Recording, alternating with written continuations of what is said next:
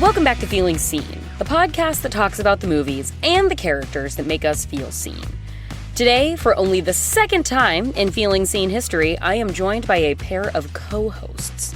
They are writing and directing partners Adam Stein and Zach Lipovsky, whose latest directing effort is burning up the cinemas right now, and that is Final Destination Bloodlines, opening with a series best at the box office, and that makes it number 6 out of a series going multiple decades strong.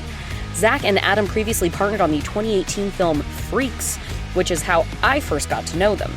That they have paved their way in Hollywood by co-writing and directing programming aimed largely at younger audiences, titles like Kim Possible and Fraggle Rock, Back to the Rock.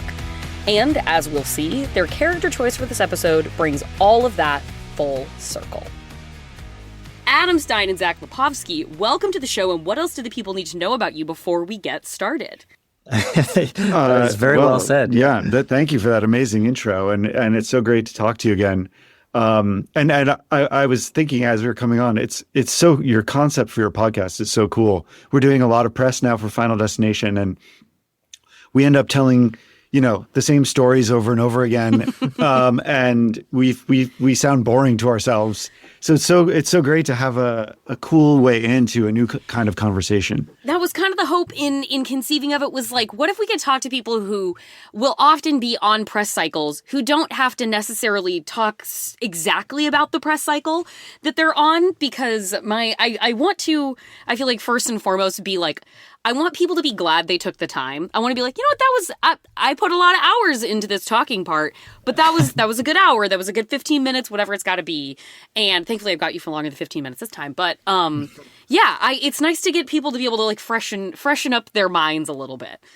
Yeah, and your intro of our long and winding road to our current situation,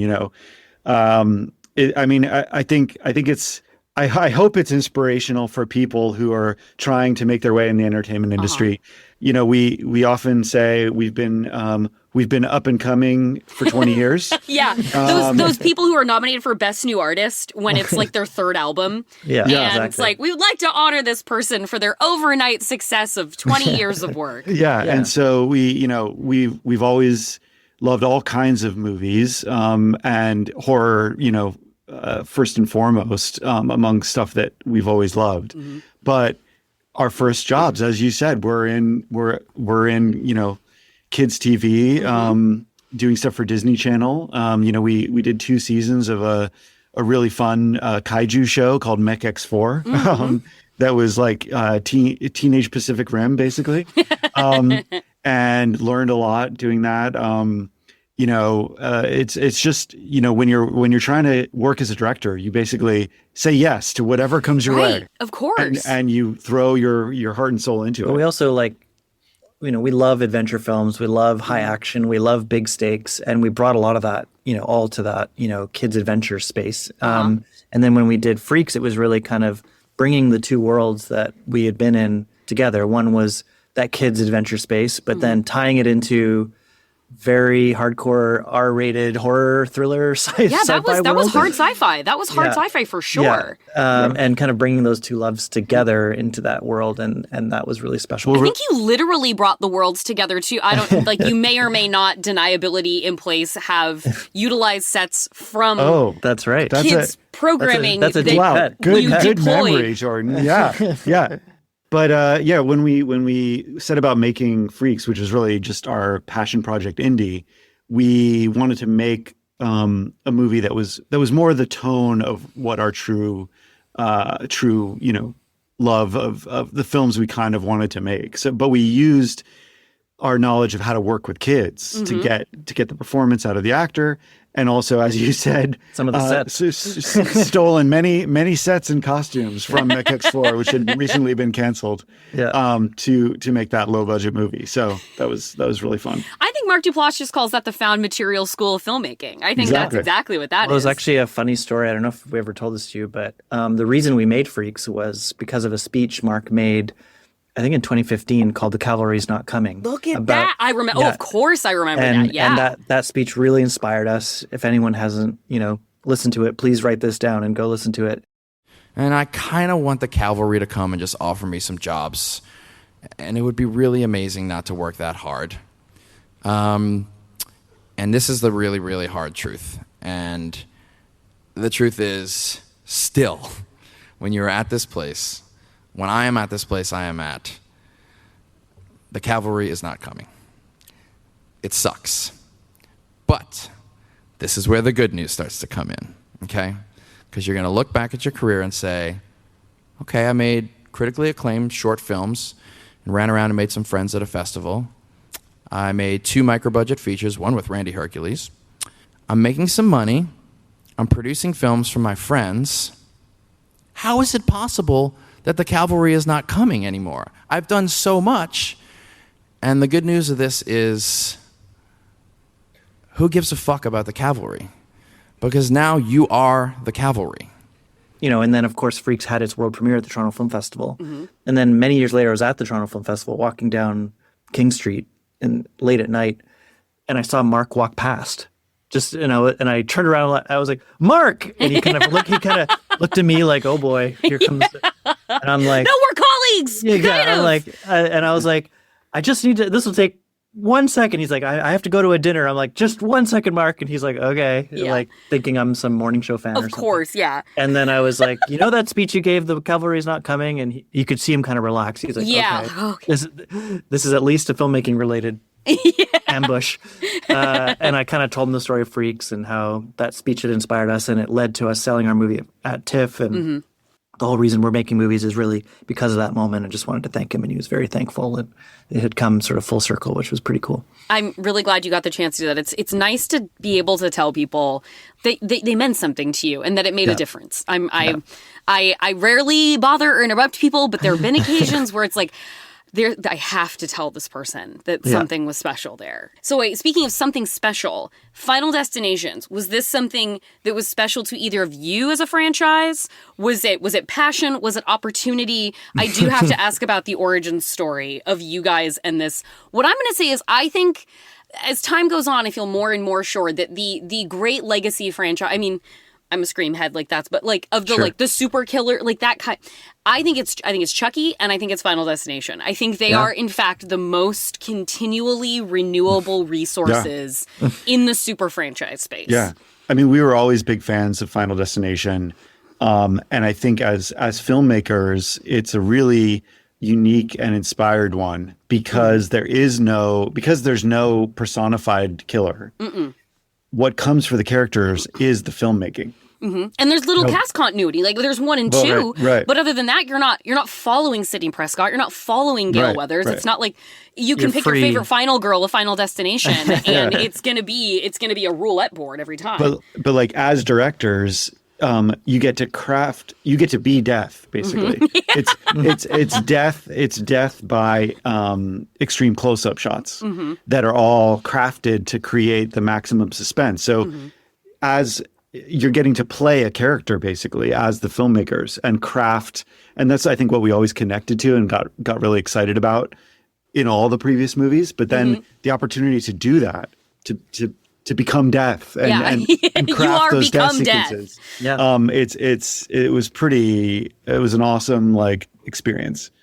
I think one other small detail was all of those movies, pretty much all of them except for one, were filmed in Vancouver, which is where I grew up. And so the like franchise also is very recognizable around Vancouver landmarks. A lot of my friends have died in Final Destination movies. You know, I live 5 minutes from the bridge that collapses in FD5. And being able to to grow up in that town that sort of is the face of the franchise and then be able to add an entry to it was kind of a dream come true. I'm going to build the segue between this and being like, it was so cool to get to play the character of Death and then bridge that to the character that you've brought to discuss today, who might not be popularly aligned with Death itself, but is iconic nonetheless. What is the character movie that you guys have brought to discuss today? We wanted to talk about how we feel seen by Kermit the Frog. Horror icon. In the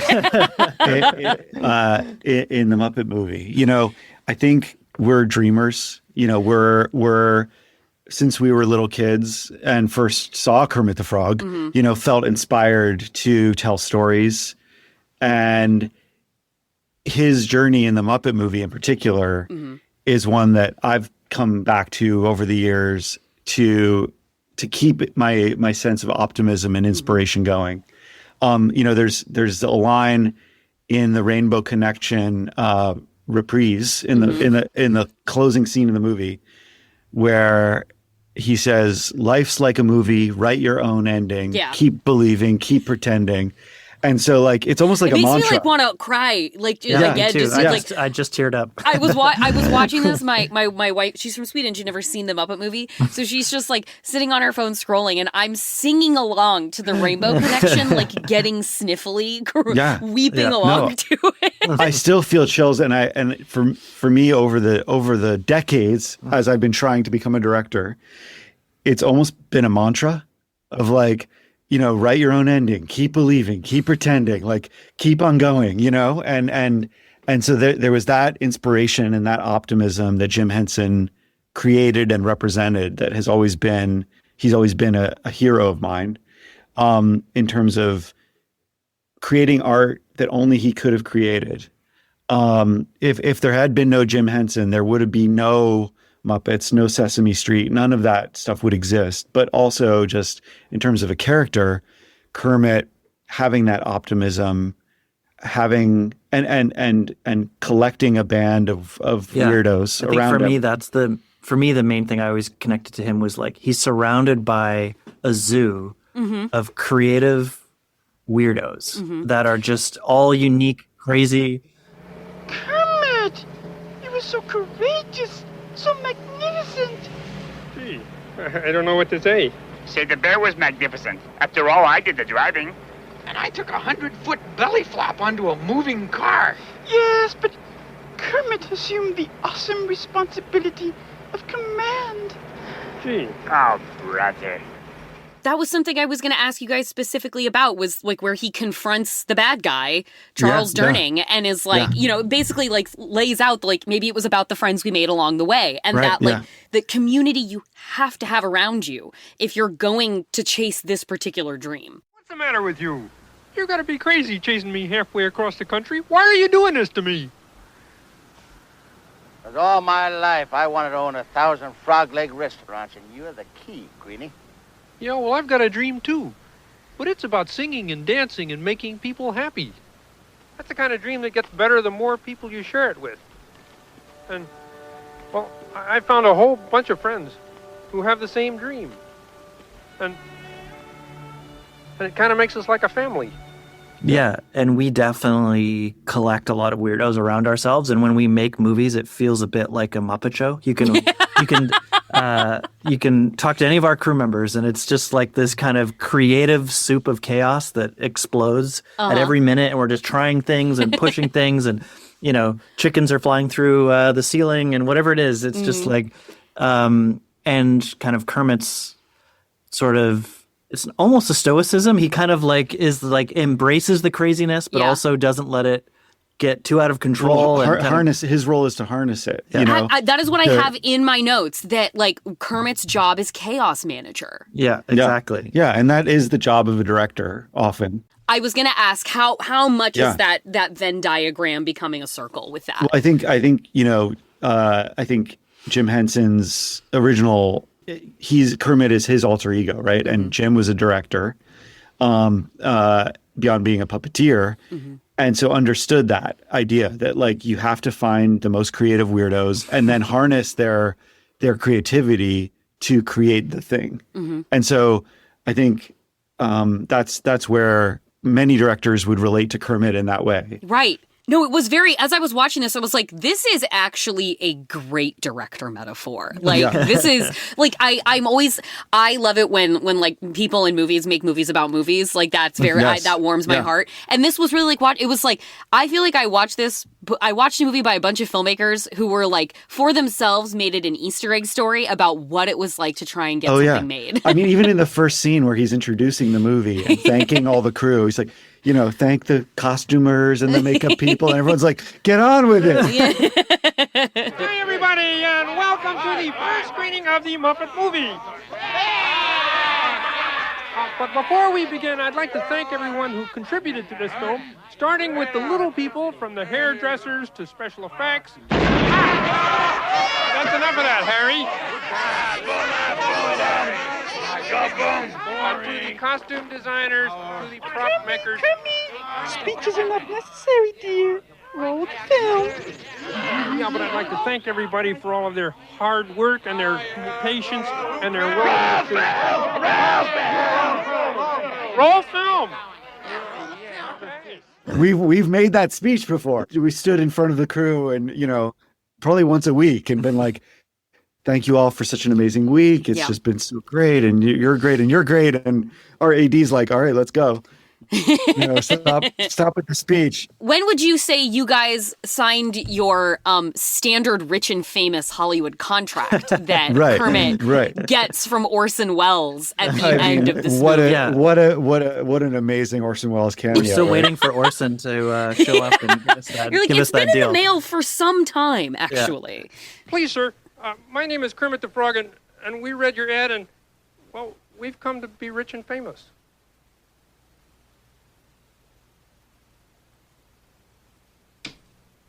Miss Tracy,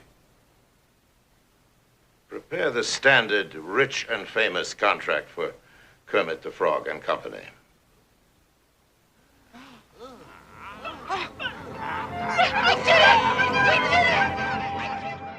Well, I think where I really relate to that, we haven't gotten the rich and famous contract yet, but we did get to edit Final Destination on the Warner Brothers lot. Oh, wow. For 9 months. We had a parking space, right in front of the water tower. With your name on it and everything? With our name on it. Wow. And so driving in every day to work there felt like, oh my God, have we arrived? I mean, that's great. The 112, literally, the people who came before and did the same thing. The people who had their name on the placard by the water tower.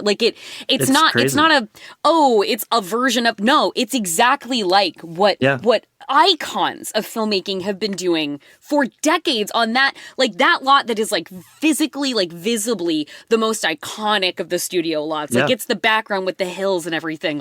What a feeling. And you feel chills. And the Muppet movie filmed there for it being the, worldwide studios. Worldwide studios.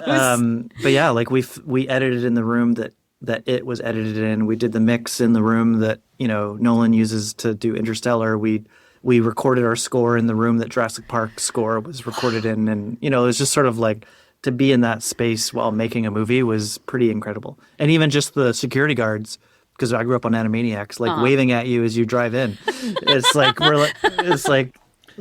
amazing. They have plaques on every soundstage. So when you walk around, we got to walk around, during lunch breaks or whatever. Oh, anytime I've ever been to a screening on the Warner Brothers lot, I sneak. I'm sneaking all over just to look around. But there are soundstages that date from the teens. Wow. Yeah. And so you're just feeling like, okay, there's a certain degree to which we've made it now, where it's like, okay, now we're doing, a real studio movie. You never feel totally secure. And that's what I think, that's what Henson's making fun of with the rich and famous contract. You never really arrive in a way that you're there, but you can enjoy it while you are there and feel like the dreams are real. And so we definitely have had moments of that, spine tingling feeling working on this movie. Well, and I think even if it's not Gone with the Wind, it's something that has endured now for decades, the Final Destination franchise. And so you're in this place experiencing the sort of tingling of legacy of the environment they're in, while you're also carrying something forth that has a generation of legacy behind it. And I'm sure this is something you've talked about, but I do want to hear you guys discuss a bit about coming into something established to make it something for even if we're not here forever, we're here for right now, to make it your own and your own stamp on it. What was that ideating process like with you guys? And but knowing that that trailer, oh my God, when that trailer came out and it's that backyard and it's a close up on everything that could turn into the deadliest weapon imaginable. I was I couldn't finish it the first time. Actually, I had to turn it off. That's so great to hear. Yeah, as soon exactly as what we want. Pushed the ice, where there's glass in it. As soon as I went nope, and I just threw my hands up, and I had to be I'll come back to this later. Well, so tell me about you coming into that.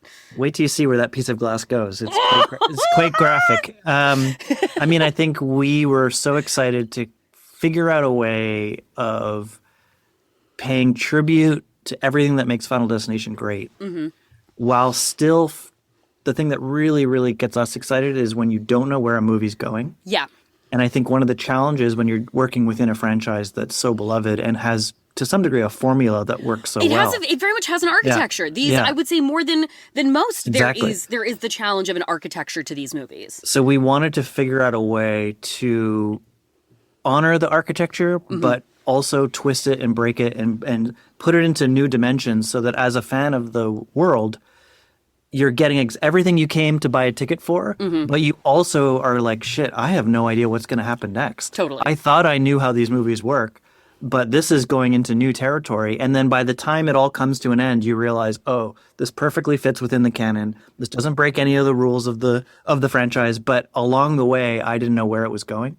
And that is really tricky to do. That sounds really tricky. But that was kind of how we approached it. Was how do we do both those things? The other thing that really inspired us was this new iteration, reboot, whatever you want to call it. Sure. Was the story idea for it was created by John Watts, who did the Tom Holland Spider-Man movies, which I think are known for having a bit more heart and kind of grounded, characters at its core.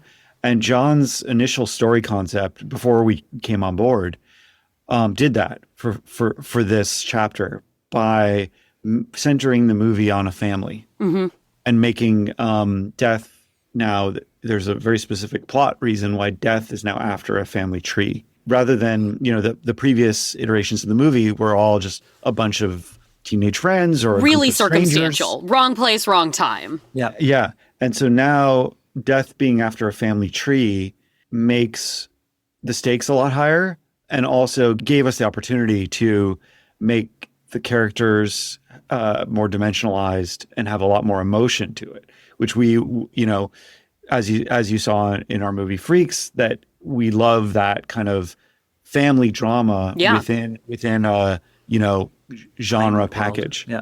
Well, that was something I wanted to hear from you guys about. What sort of specific tools do you feel like you got to hone working in children's focused programming in terms of what an audience needs, how you reach an audience in certain ways?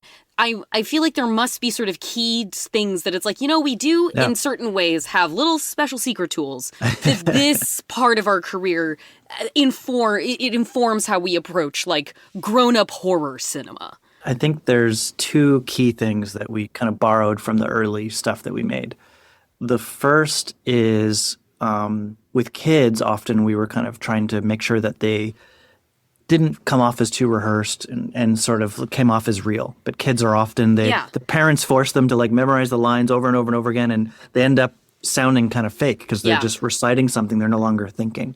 So when we did a lot of that kid stuff, we would often start doing takes that we called kung fu takes, where we would let the kids change the script a bit, even just slightly. And suddenly they would come alive and kind of new stuff would come out of their mouth. And that's something we've carried through all of our work. And we did a lot with Final Destination, where we would shoot the scene as written. And then we'd always do these kung fu takes where we'd let the cast off the leash a bit and say, okay, now try, what if you said this and try that? And a lot of the times most of that stuff doesn't work. But sometimes there's this 10% of just absolute gold where something is just fresh and you capture it in the moment. And we did that throughout the whole filming of the movie. In this case, not because the actors were over-rehearsed, but just because it creates a bit of life, because you've done the scene a bunch and you've planned everything to an inch of its life. Let's just spend a moment where we play. Yeah. And that's something that that makes sense with kids, but we brought it to this world. And there's so many juicy moments in the movie that people the whole audience just goes up in laughter that came out of some of those moments of play. That was a real key one. And then another that we really delighted in is basically setups and payoff. Oh, yeah. And in that early work that we did, a lot of it with jokes or with adventure and all that type of stuff is kind of set up, payoff. And in Final Destination, it's to a degree where death is setting things up decades earlier. They're going to pay off. The plant and payoff is a Bene Gesserit string through time. Very much so. And we went back to a lot of our favorite set pieces from FD where something will get set up and then you'll forget about it and then it gets paid off in such a delightful, crazy way, later. And there's the film, this might have more setups and payoffs per minute than most movies because there's just almost every shot and every scene is not only setting up and paying off things within itself, but for things that come back throughout the film and throughout the decades of the film. So I'm really excited for people, to experience that. It's time for a break, but we'll be back, drawing more connections between Final Destination Bloodlines and the Muppet movie. And then at the end, I will have one quick thing before I go about the thrilling, recently dropped trailer for the upcoming Apple series, Chief of War. So stick around and we will chat a little bit about that.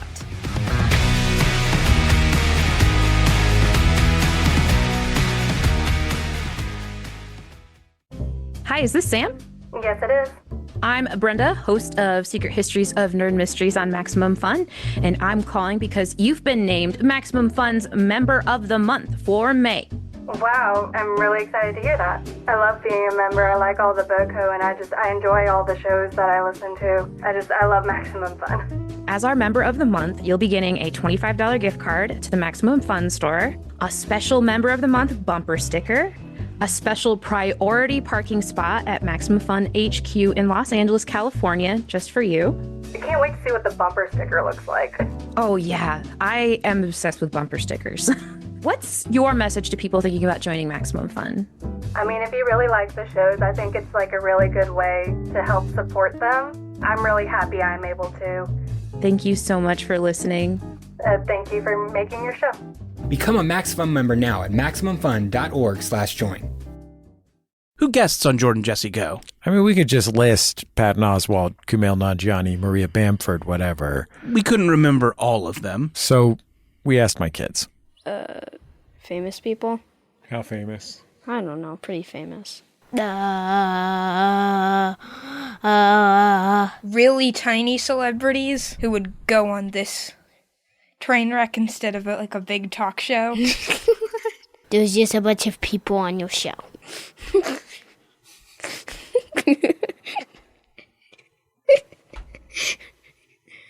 Jordan Jesse Go, a comedy show for grown-ups.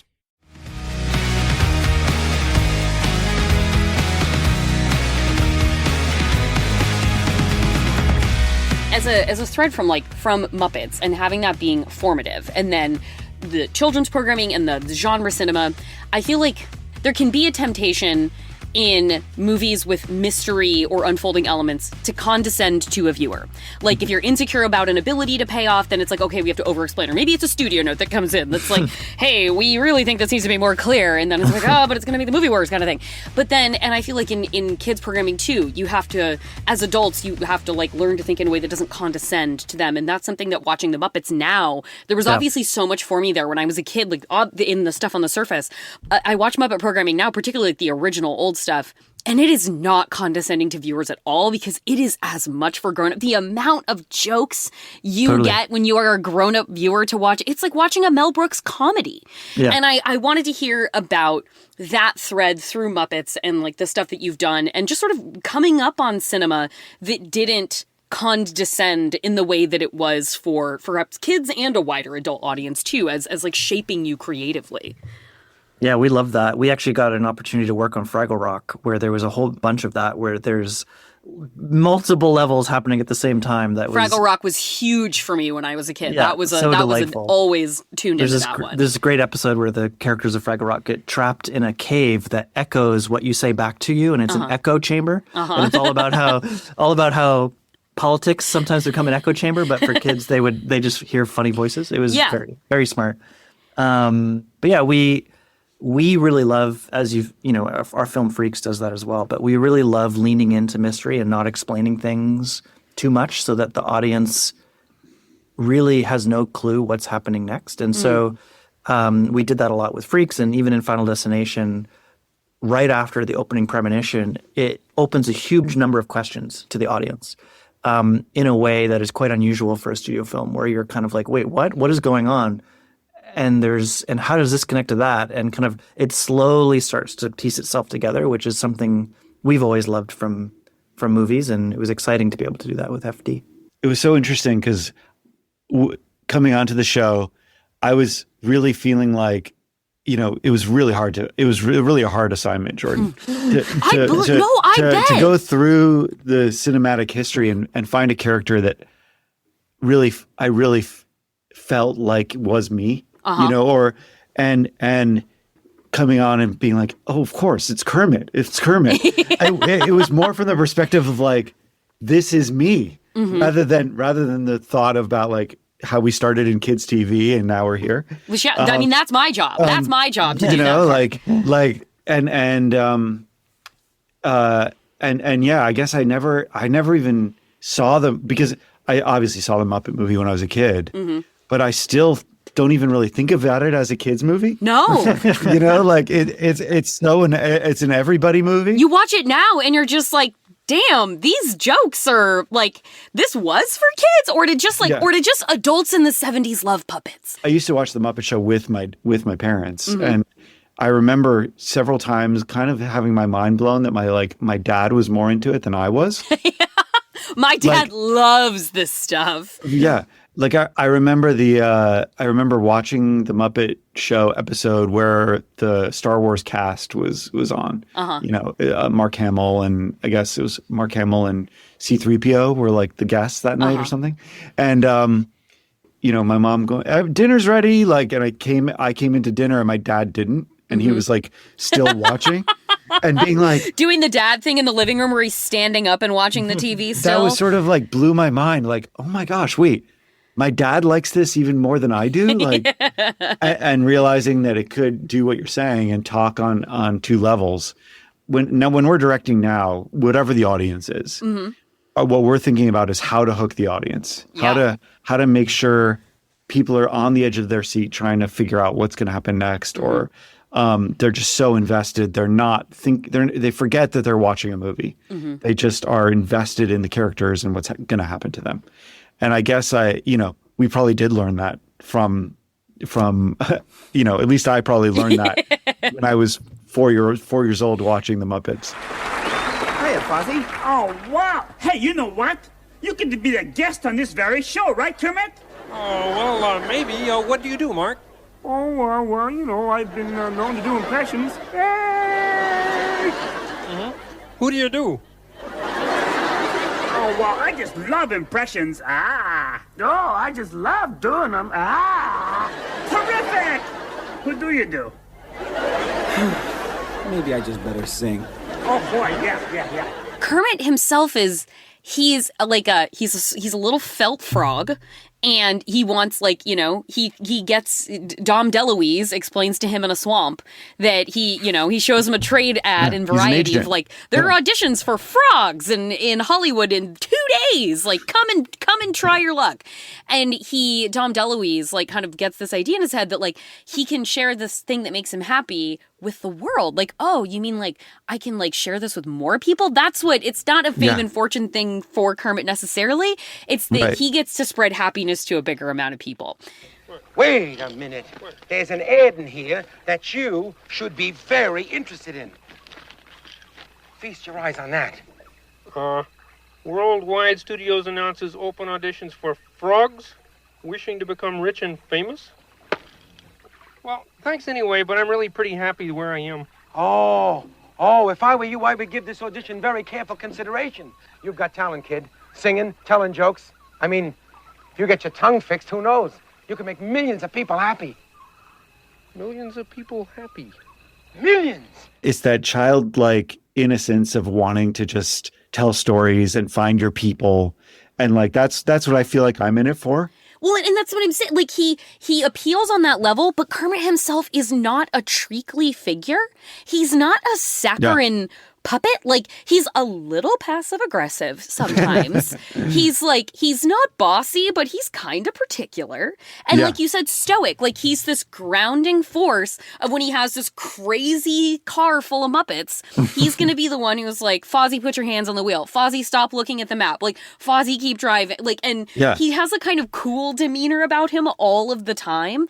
And because he is the chaos manager. So I think it's so... It is so special to watch that character who has endured for like this notion of the rainbow connection that is such a like intrinsic idea to like show this to your kids. We're just talking to producer Marissa before we started about how like her baby twins have known rainbow connection since before they came in this world. But he and yet is not any kind of alienatingly sort of kindergarten teacher figure for anybody. Well, it's this very relatable thing that kids and adults I think can relate to, which is having a dream, following your dream, and finding your community within that. And that's what I think we've been able to do, and we're very lucky for that.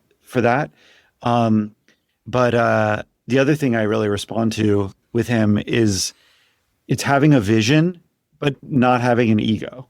He knows what he wants and he's going after it. You know, he's leaving everything he knew behind to go after this crazy dream. But it's not really about becoming famous for him. It's about just sharing his dreams with the world. And so, you know, there's a lot of ego you run into, I think, in Hollywood, especially with directors. And because we have a partnership and we have the two of us, it's necessary to not have an ego, so that it's not about whose idea it was, or you know who was right or who was wrong. Who's claiming credit for which thing? It's just about bringing it to life, bringing the dream to life. What I was thinking about as Adam was saying all that stuff is something I hadn't really thought about before, which is that when Kermit talks about being a frog, you feel like you know exactly what he's talking about. Like, it's sort of like, you know, one of the things I love about science fiction movies is it can take a concept, but through metaphor, talk about today by making it a science fiction metaphor, right? And I think Kermit being a frog and saying, we all know what it's like to be green, you know, is like, you know exactly what he's talking about, but somehow he makes everyone's individuality his individuality, as far as like, we're all a little bit different. We're all a frog who's green, and we all know what it's like to be green. And there's just something about, like, he's basically the straight man in that space, but at the same time, his uniqueness feels very relatable, and it kind of makes being unique okay, rather than being part of the group, or trying to be conformist, or trying to change who you are to fit into a group. He's very much just okay being green, and of course, no actual humans are green, so it just immediately, through that metaphor, allows you to just be an individual and celebrate your individuality, which I think is really special. Not only is our role to kind of assemble a group of weirdos, but to, I think, bring out the creative weirdness in our collaborators, you know, especially on a big studio movie like this. I think actors especially, but, you know, other department heads, you know, the designers, the cinematographers, sometimes feel nervous themselves about taking risks. You know, they booked this job. Now they want to do a good job, but they don't want to mess it up, you know? And so I think we've often found ourselves in the position of encouraging them to take risks and get weird with the shots we're doing, and try improv, as Zach was saying, and you know, enjoying their creativity and also sparking it and inspiring it to try to take risks and be weirder than they thought they could be. And there was a very specific point I was wondering if you guys found relatability on, which is that, like, our climax scene, the Muppets are in their big studio warehouse, they're on a soundstage, and, like, the rainbow is out, and the Hollywood signs in the background on the map painting, and then the entire fucking set explodes and the roof caves in. Yeah.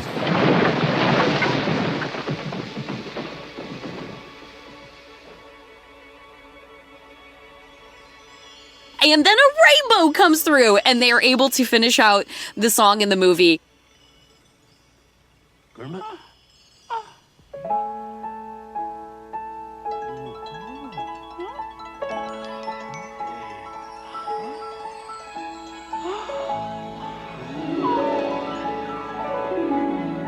Life's like a movie, write your own ending. Keep believing, keep pretending. We've done just what we've set out to do. Thanks to the lovers,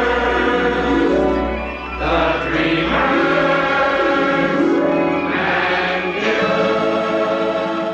But tell me about again, that was one of those movies that felt like an Easter egg install of people being like, hey, movie makers, you know what it's like to make movies? Yeah. But the beauty that they find in that. Exactly. That's what I'm saying. Like, tell me about those roof caving in moments, and then tell me what those roof caving in moments mean for opportunity for you guys as the chaos wranglers in the movies that you make. Yeah, well, I think I always loved in that scene that there's you're looking at that fake rainbow that's painted as a backdrop, and you're like, wow, what a beautiful shot. Yeah. That's so great. And then it all crumples and falls apart, and a real rainbow comes in, and you're like, how did I even think that fake rainbow was good and beautiful? Like, this new rainbow that's real is so much better. Yeah. And I think what that makes me think of, and when I rewatch that scene, is kind of like what Adam was talking about, but often when Adam and I are brainstorming, coming up with any idea is really difficult, you know, and you come up with an idea and you think, okay, this is how we should do this. Mm-hmm. And then I tell Adam, here's my great, big, excited idea. And he goes, what? No, that doesn't work. What we should do is we should do this other thing. And he says some idea and it's like, what? No. That's totally wrong. That isn't what we should be doing at all. So you guys actually in the Muppet movie are the old critics, right, arguing with each other. Well, I think for me, what I'm saying is I fall in love with the fake rainbow that I came up with, yeah. and Adam falls in love with the fake, you know, Hollywood sign that he came up with, right? And then we've been through it 1,000 times, yeah. By going, well, okay, what do you like about that? And I say, and then what do I like about my thing? And then we go, well, what's a third thing that does both of those things? And it's always way better than either of those two individual. It's always the real rainbow that comes through the roof. And you're once you see it, you go, holy shit, that's so much better than what either of us had originally come up with individually or thought was the way to go individually. That by the synthesis of the two things that are important, that both by themselves were probably things that the story needed or the concept needed. And that without the other would have never worked. And so we've been through that enough times that we kind of trust that process. And that's what that ending always makes me think of is like, there's this other thing that you're not even aware of until it crashes through the ceiling. That's such a beautiful statement. That's such a beautiful statement. In terms of partnerships, I mean, you know, Jim Henson and Frank Oz were best friends. We're creative partners. For those who don't know, you know, Frank did the voice of Fozzie, Miss Piggy, many of the, like, you know, most memorable characters, and then went on to do Yoda and went on to become, you know, a really great director in his own, you know. I think he did Dirty Rotten Scoundrels, which is one of my personal favorite movies of all time. Amazing. Little Shop of Horrors. Right, he did. yes. So good. But their partnership is also a great inspiration, you know, in terms of just Bert and Ernie, like just the creative sparks that happen when they work together was greater than the sum of its parts. That is, and it's so heartening how often I feel like when I get the chance to speak to directors, how often they can speak to scenarios on the projects that we're discussing where the roof blew up. Or like talking to Oz Perkins about making long legs, and they had Yeah. like a whole shot set up one day, and a windstorm, freakish windstorm came through and started ripping down their lights and their infrastructure. And it was like, we got to take this stuff down because it's too dangerous. And then what it resulted in was having to shoot with more natural light than they'd anticipated. And it turned out that night that they got this uncanny, unbelievable ambient light that they like hadn't seen another night on that shoot and wouldn't see again. And to just hear stories about how sort of destruction or missed expectation becomes opportunity is just one of, to me, what like a most beautiful, heartening category of talking about movie making, because it's so hard. It's so challenging. And no matter how big a movie is, no matter how many resources somebody has, the odds are like kind of against you for it to work. Oh, yeah. And they're all little miracles that they even make it out to the world. Yeah. Well, there's, a similar story it's in the trailers. There's this scene in a backyard in Final Destination, which we shot over 3 days. The first 2 days, stunningly beautiful sunshine. The third day, complete torrential downpour, like you wouldn't believe. Sure. Where we shot 1/3 of the scene. Oh, wow. And so when you watch that scene, there's not a hint of the torrential downpour, but we shot for an entire day of shots, and a lot of those shots had to become closer up angles and really intricate things, and we had to be very creative with the team as to what we could shoot during that time. And it kind of added to a lot of the like specificity of those angles that now make for a really great scene. And there's a lot of people who watch that scene and they're like, do you remember how rainy it was? Like there's no hint of it in the final movie, but it added to a lot of the creativity of how those shots came together. That's really cool. I mean, I really related to what you said, Jordan, about it's a miracle that any movie gets made, because we've worked on, over the years since we talked to you about Freaks, we've worked on probably a dozen different movies that didn't get made. And working with the writers, sometimes casting actors, and the movie doesn't get made, mostly for boring business financing reasons. Of course. And, then when we got hired on Final Destination and we're working with the team and everything's going great. And then there was the writer and actor strikes. Oh, which, yeah. Which very, stressfully felt like the movie could fall apart. Yeah, and absolutely. We had built these sets and they were ready to go. And then the actors went on strike and you can't shoot. And nobody at the studio knew if the movie would come back. And there was this real roller coaster feeling of like, we're so close to the dream and then it's not going to happen. But, for all the bad luck we've had on the dozens of projects that haven't happened, this time it happened. Yeah. Just that resilience and perseverance that I think you need to kind of somehow with you as you go through the roller coaster. Well, I think that is the perfect sentiment to go out on. And so then I have to say, keep dreaming, keep believing, and congratulations on both the rainbow, on that rainbow coming through the burst out ceiling and having the movie make it out of the world. Congratulations to you. It has been so wonderful to talk to you again. Thank you so much for coming on. Thanks, Jordan. Thanks, Jordan. Great to see you. Great to talk with you. This is awesome.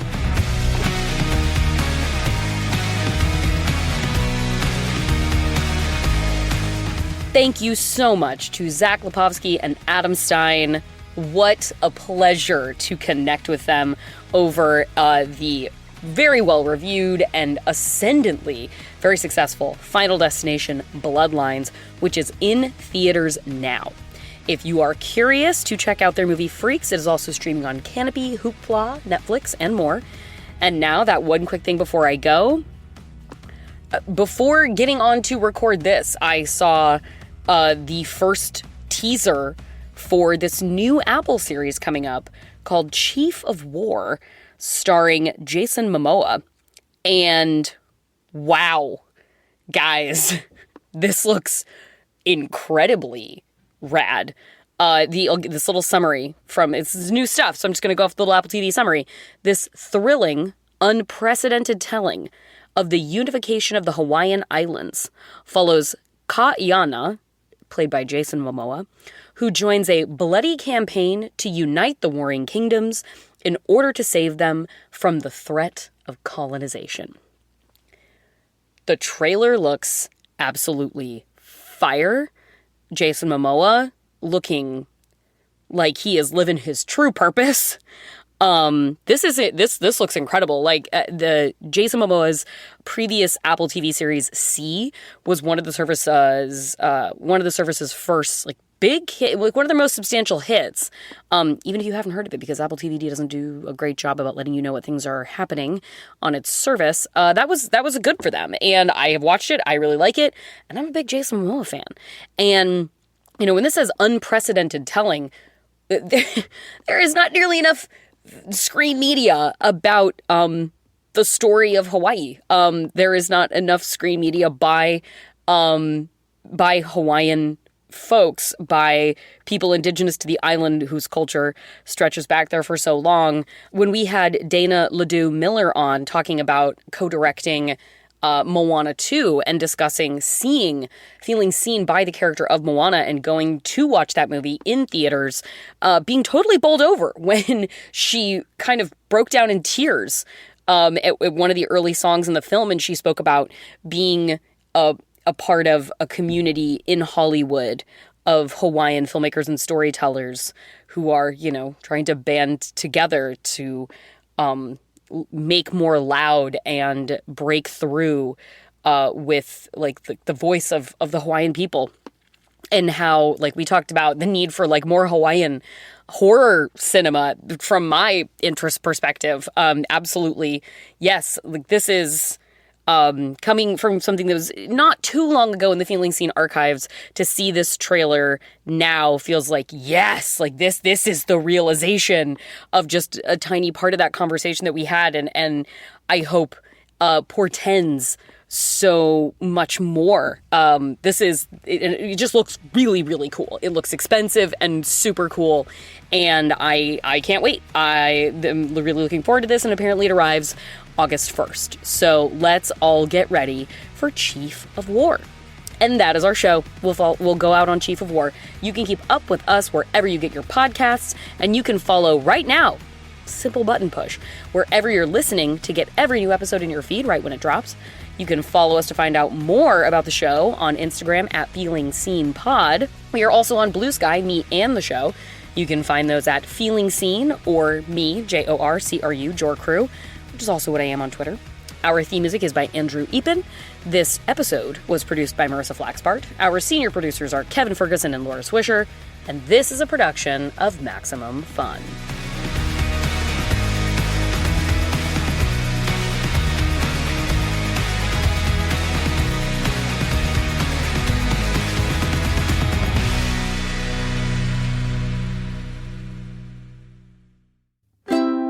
Maximum Fun, a worker-owned network of artist-owned shows, supported directly by you.